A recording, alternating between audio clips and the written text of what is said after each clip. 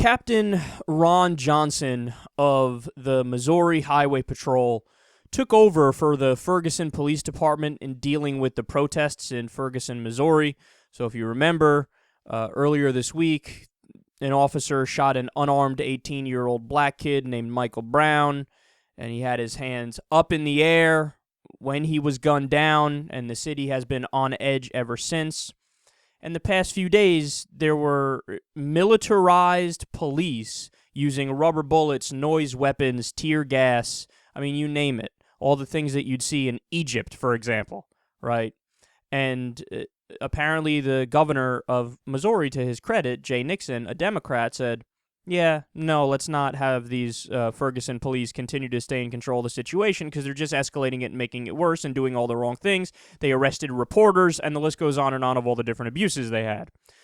So now Captain Ron Johnson is taking over. Again, before it was the Ferguson Police Department doing all the abuses. Now they're dismissed, and here you have the Missouri Highway Patrol taking over.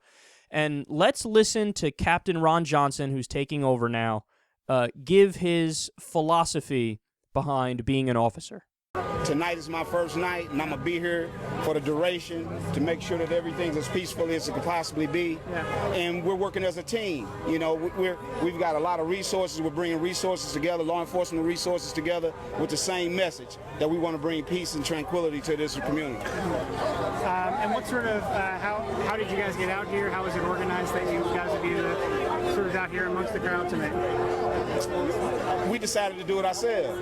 Yeah, we worked in the community before, and working and talking to people, it works. Intervention works. You know, you guys, you just can't have a heavy hand all the time. You have to be professional enough to be able to identify when you need to meet force with force, when you can't treat people the same across the board. You got to be able to communicate. That's what we get paid for, to be professional, and that's what's going to happen out here. Grand total of 0 incidents since he's taken over. He actually marched with the protesters to show solidarity and to let them know, I respect you as human beings. What a crazy idea. When you treat peaceful people like they deserve respect, they show respect back. In fact, that's a literal quote. The leader of the protesters was quoted as saying, they respect us, so let's respect them.